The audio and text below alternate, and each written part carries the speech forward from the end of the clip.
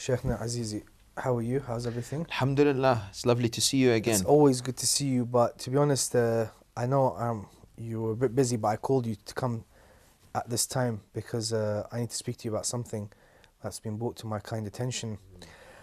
I don't know if you realize, but today, although we had fun last week, today it's a bit more. There's something It specific. looks like something's bothering you, yeah.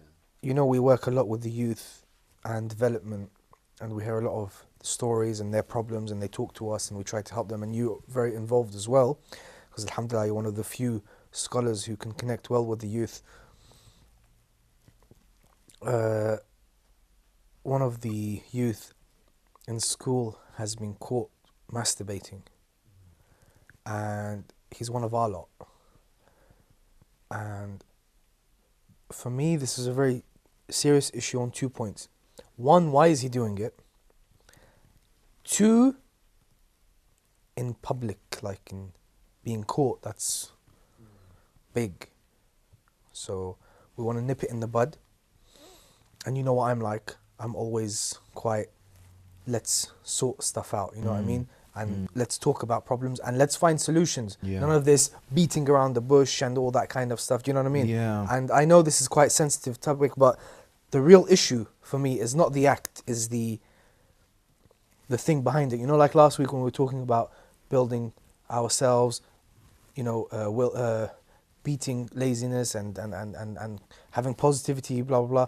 This is, I mean, for me, I was like, this guy has no willpower, or this guy, I mean, I of course I don't come down hard on anyone, but we need to find solutions, because this is one person that we found out.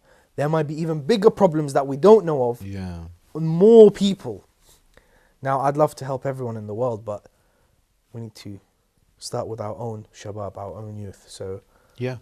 Absolutely, you know, it's... are you a bit shocked, or? I am. And as much as it's disappointing and it's hurtful, I think you're absolutely right. It is a concern that's happening out there. People are, practicing, doing things which, we're praying that we never hear of, but we're hearing on and on and on. I mean, there's been more and more cases, and they're getting worse and worse as time goes by. Yeah, absolutely. One shudders to think what's going to come next.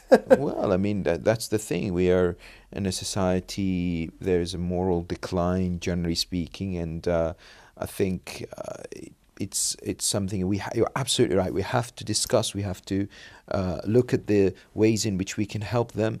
I look at these situations as a wake-up call. You know, Sometimes. Let me give you some fruits. Yeah, thank you. Sorry. Thank you very much. Carry on. I look at these opportunities as a wake-up call, to be honest, because we could always be cocooned in our centers and talking about things which are just very much theoretical. But practically speaking, there are all these issues happening at universities, schools, in different places where youth gather with different backgrounds. It doesn't matter, whatever it is. We have got to get to the real matters, and we have to be as pragmatic and practical as possible. And I think one possible issue here is that there is a lack of self-control. There's a lack of that ability to say no to desire, what is known as the kind of willpower. And we are known as human beings, you know, we have that desire element to us, and we have the intellect element to us. Look, I'm not even going to pretend to say that. Listen, a youth, being youthful, you have weak self-control. But the truth is, I don't accept it from our community, because we have to be a bit better than that. Do you know what I mean? Yeah.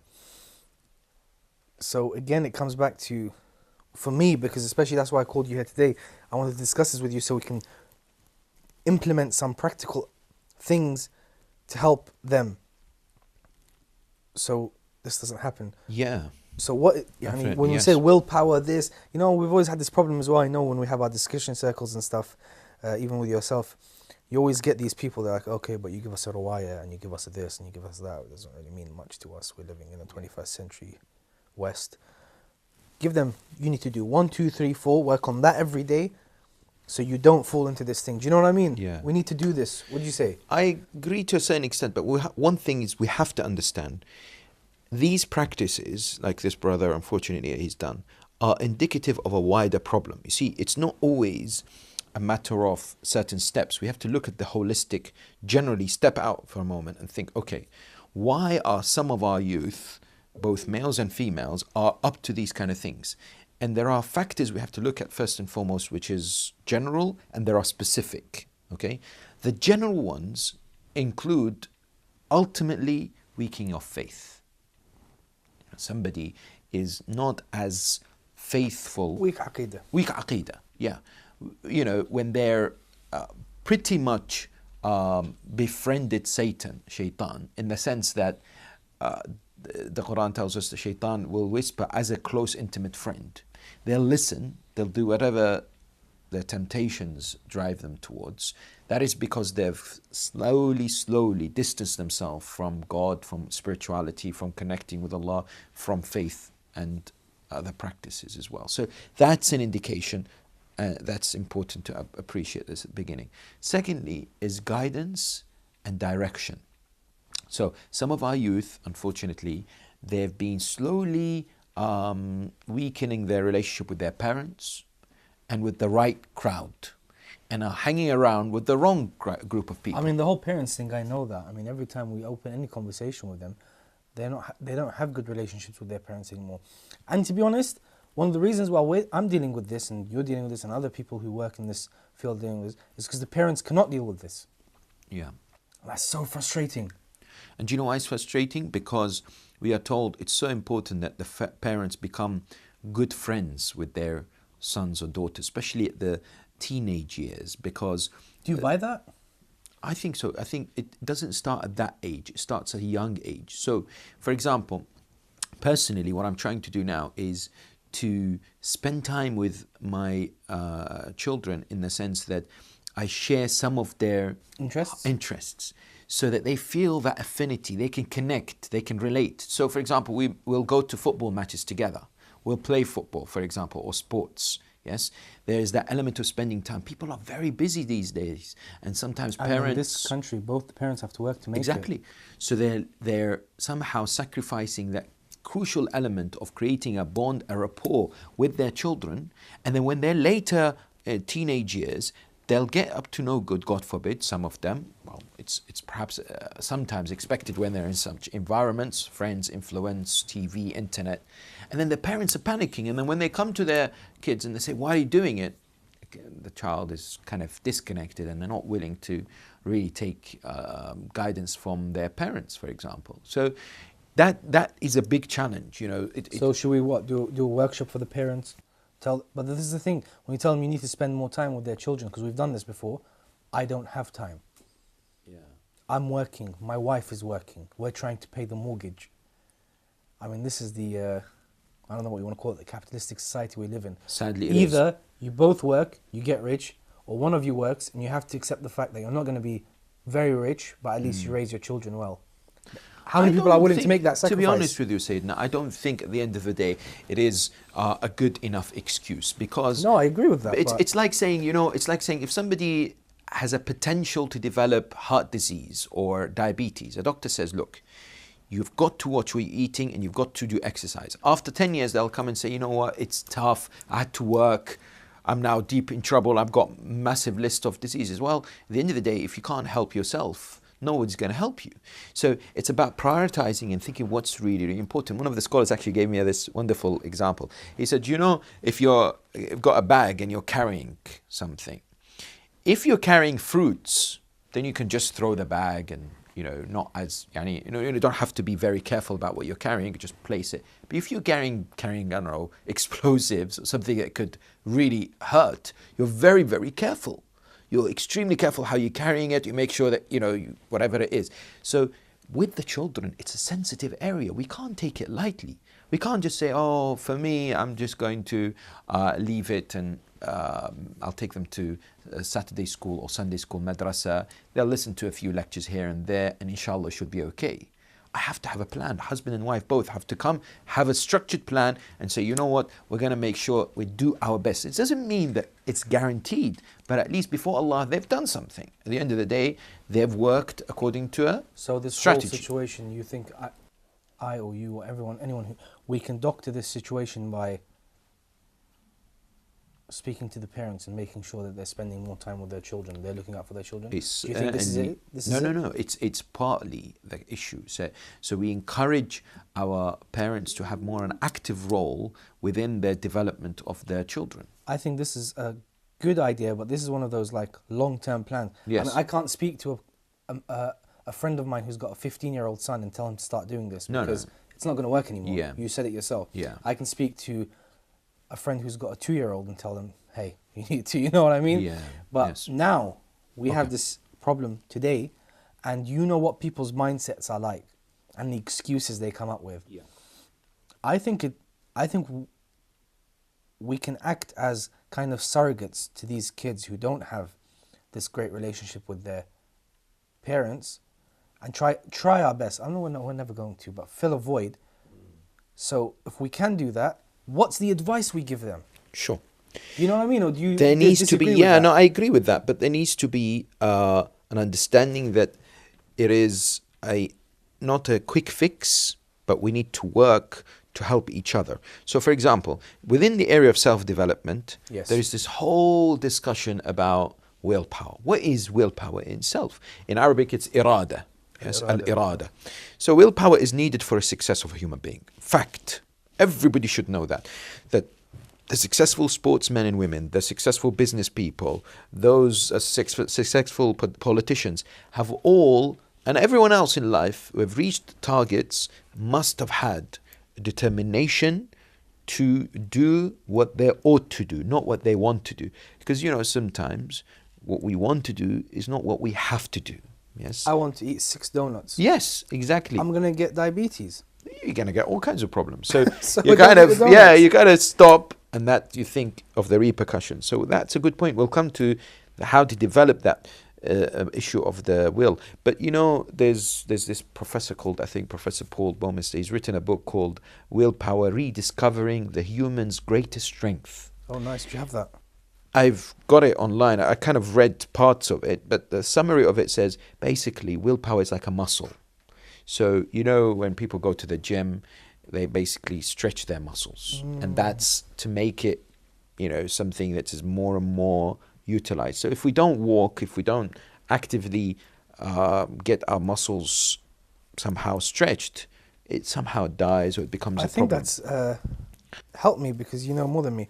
Isn't there some sort of a riwayah or hadith that's also along these lines? Yes. Something to do with so that as Amir well? al-Mu'mineen alayhi salam says, the beautiful narration says, إِنَّمَا هِيَ نَفْسِي وَرَوِّضُهَا بِالتَّقْوَى. He says, it's my soul, I have to exercise it. Yes. So the same way as we exercise the body, we have to exercise the soul. Write that down for me later on. I'll send Inshallah, it to you. yes. Just because, I heard this like 4 or 5 years ago when I was in Najaf, somebody said that. That's why when you were talking about the professor's book, straight away it came back into my mind. Correct. Me and you are a bit older, more mature, we can get that. For 14-year-old might not get that, you know what I mean? Sure. So what we have to Talk encourage to them in their them. language. Yes. What we need to do is to understand, all right, why is it that I'm facing this temptation? I want to do something and I quickly do it. I don't have this idea of, it's not going to. Can I just cut you? We've definitely agreed that, or are we agreeing that it's almost impossible to not, especially with social media and everything that's going on in the world, I can't remove the temptation from in front of them, so it's going to be there. Yes. So that's why we have to work on willpower. Yes, absolutely. So we can't work on removing the temptations. First of all, the 14-year-old, the 12-year-old, the 20-year-old, all have to know, and above, all have to know that it is definitely possible and the human strength is greater than the temptations of Satan. Okay, fair enough. All right? Yep. Quran says that إِنَّ كَيْدَ الشَّيْطَانِ كَانَ ضَعِيفًا. The temptations of shaitan is weak. So, this famous statement says, when there is a will, There's a way. well, some people say there is family, but that's something else. But when there is a will, there's a way. What have you been watching? So it's just I remember this story that there's a father who was working with his son normally to work in the garden, and every year they would dig up the crops, dig up the garden and everything. Okay. So one day his son was arrested, taken to prison because of a crime he did. So that year he was lonely, he couldn't dig up the garden by himself. Yeah. So he sent a letter to his son saying, "Dear son, I missed you this year. There's no one to dig up the garden with me to plant the crops, everything." So his son sent him a letter from the prison saying, "My father, don't dig up the garden this year because I've deliberately hidden a lot of guns there." Oof. So the police intercept this letter. They come to the house, they dig up the garden to try and find the guns, weapons. They find nothing. So the father sends a letter to the son. "What are you talking about?" The son sends another letter. "You're very welcome." Allah.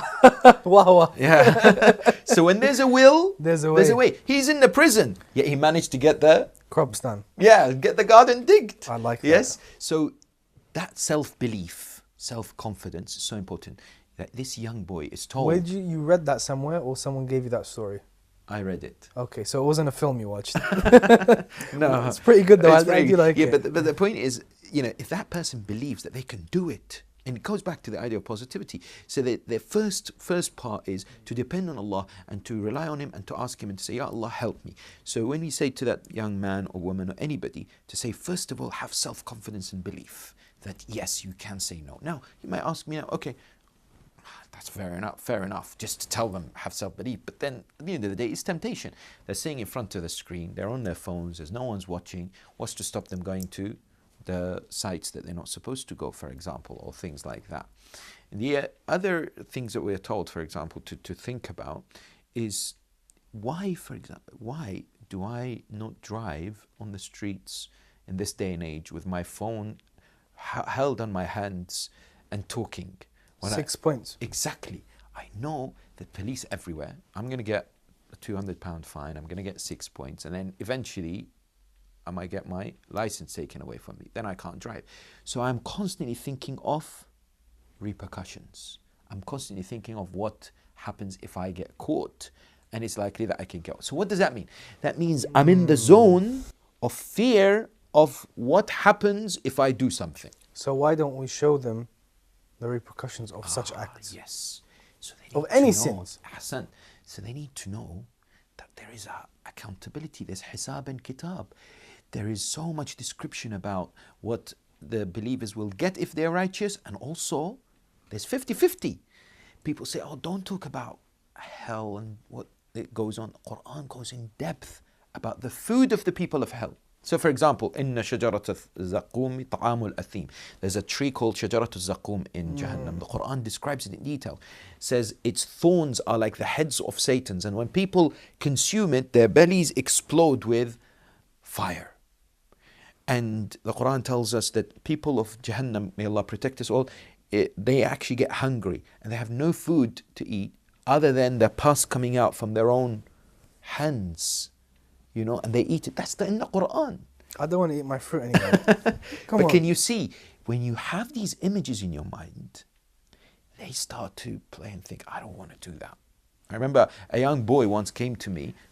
Yeah, let me remove these images from your mind. What are you drinking? I've got lemon juice, apple juice, and orange juice. I'll have lemon, please. Lemon, yeah, that's a good shout. I think it has the least sugar as well.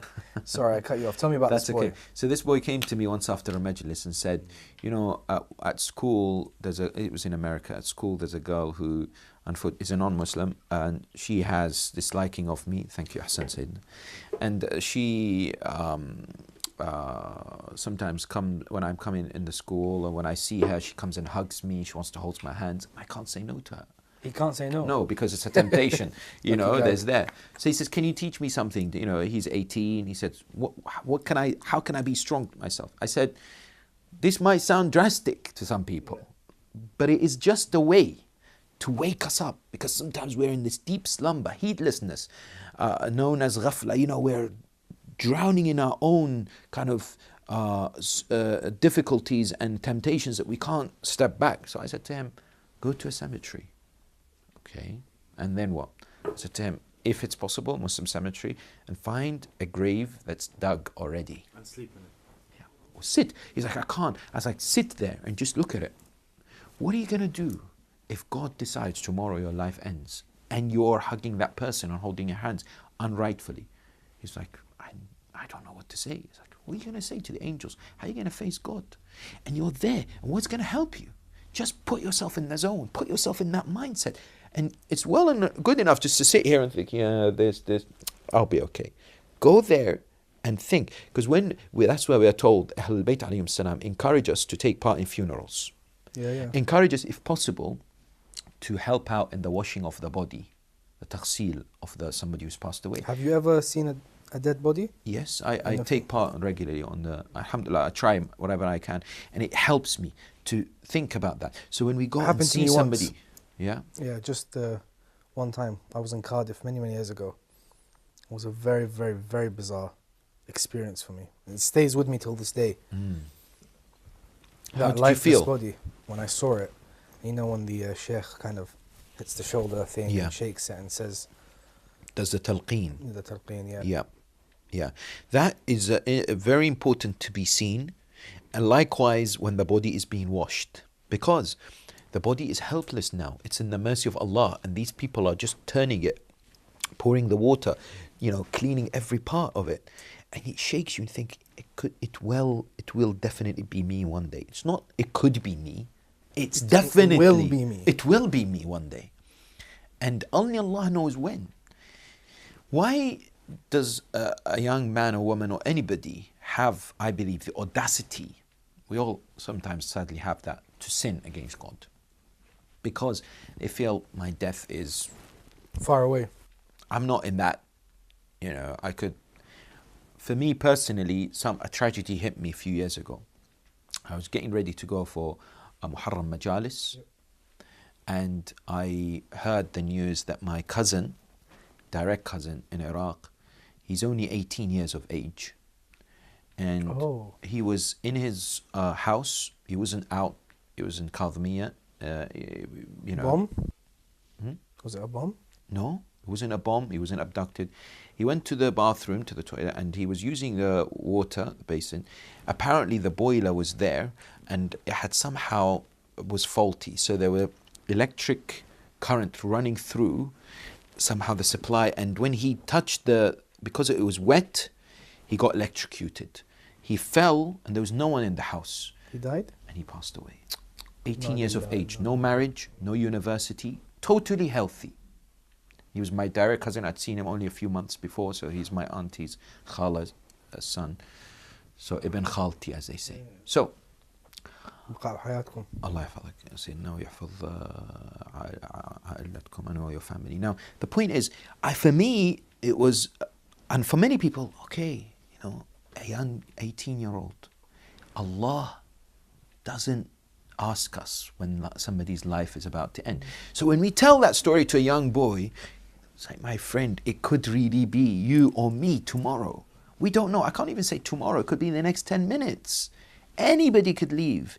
So that realization helps with the willpower. I'm not going to give in to this, because I don't want to be facing Allah with that possibility that I'm actually, the soul is taken away from my body and I'm in the state of sinning.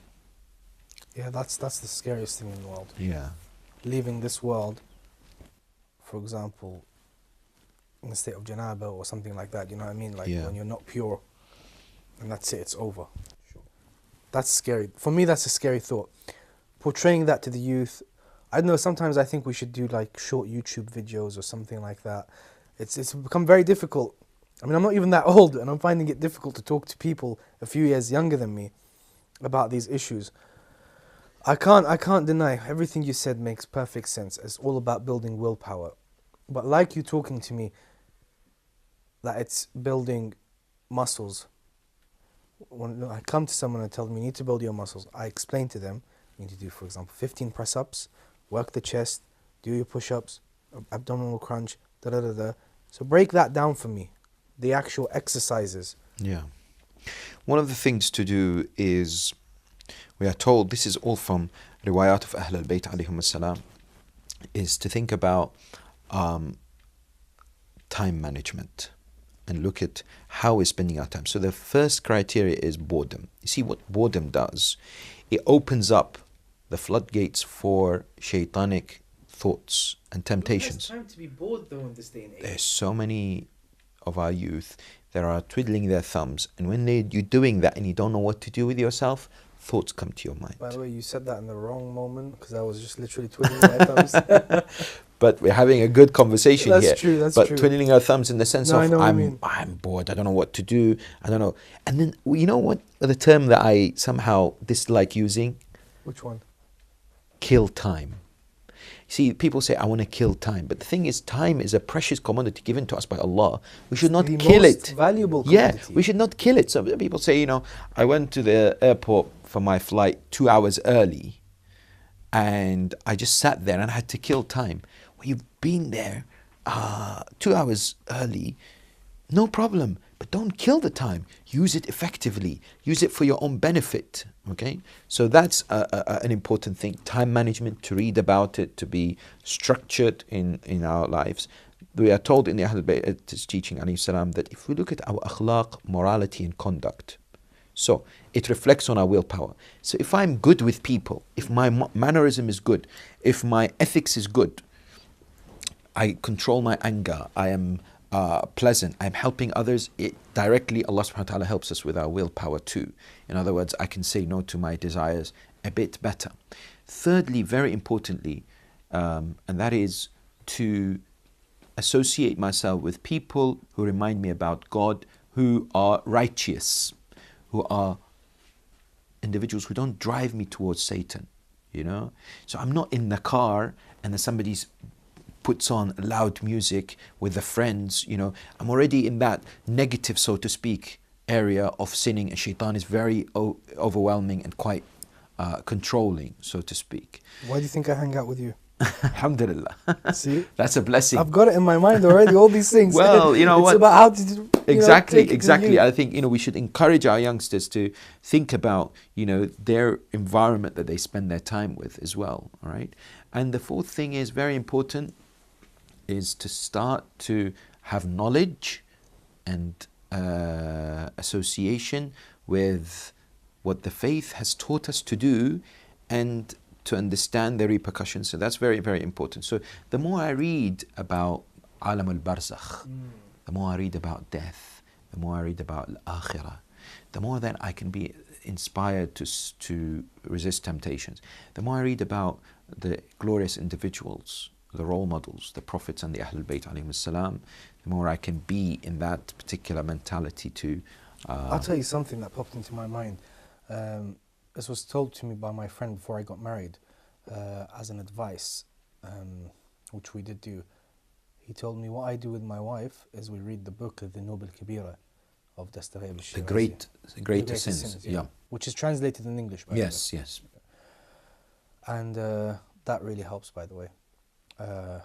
We used to read that in the early days of our marriage together at night, me and my wife.